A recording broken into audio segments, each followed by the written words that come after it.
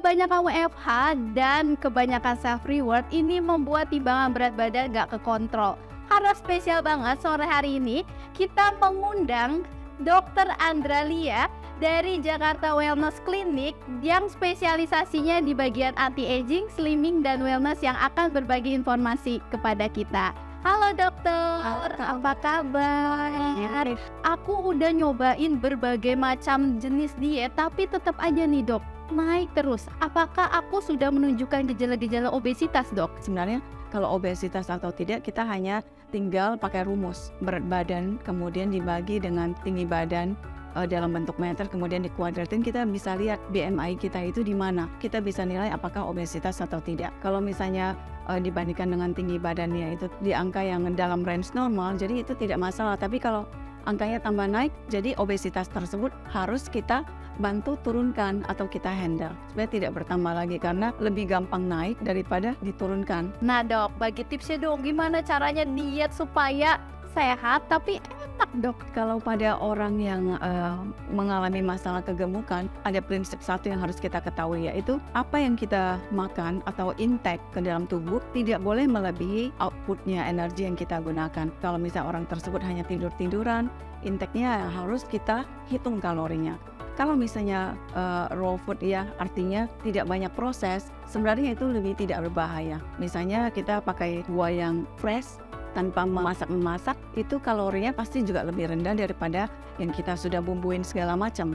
Ya, jadi salah satunya adalah cara persiapan makanannya atau pemilihannya. Musuhnya orang gemuk adalah gula, sama minyak itu adalah musuhnya. Tapi kalau minyaknya itu adalah bagus, itu tidak apa-apa. Misalnya lemak dari mana yang bagus? Misalnya avocado ya. Alpukat kita tahu lemak yang baik itu memang perlu untuk meningkatkan kadar HDL. Kalau lemak yang bagus kita boleh konsumsi, tapi kalau lemak-lemak yang tidak baik misalnya didapat dari proses penggorengan atau margarin segala macam, itu yang harus kita batasin. Misalnya makan apa aja, tapi makan apa aja tidak bisa namanya everything we want to eat tanpa consider apakah makanan ini sehat atau tidak. Dan jangan terlalu banyak stresnya juga.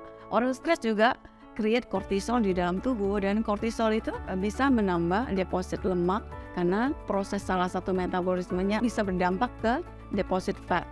Nah dok, sebenarnya diet yang dilakukan itu justru menimbulkan gangguan kesehatan. Itu kenapa ya dok ya? Kalau misalnya dietnya itu tidak rasional, misalnya karena dia merasa badannya itu banyak sekali lemak yang harus dibuang terus tidak mau makan berhari-hari, itu bisa gawat untuk lambungnya. Kemudian energinya juga menurun, orang tersebut bisa stres, jadi segala macam penyakit juga bisa muncul. Apa yang kita harus lakukan adalah berimbang. Mulai dulu dengan yang sederhana, misalnya kemarin kalorinya sampai 3.000 ya, kita kurangin sedikit-sedikit, tapi aktivitasnya kita naikin. Nah dok, kalau misalnya penurunan berat badan yang cukup signifikan nih dok, apakah berbahaya bagi tubuh kita dok? Ini ada pasien terakhir yang saya handle, kebetulan turunnya hampir 5 kilo dalam minggu pertama. Kemudian ini udah masuk minggu ketiga, dan penurunan tadi pagi yang saya terima laporannya di angka 8,2 kilo. Pasien bilang dia merasa lebih alive, nyaman, lebih sehat, dan geraknya juga lebih aktif. Di dalam terapi slimming kita harus bantu untuk kita kontrol appetite-nya supaya dia bisa stop sebelum dia kenyang. Selain dengan antioksidan, kemudian dengan gaya hidup yang berubah, misalnya ada fat blocker juga bisa membantu.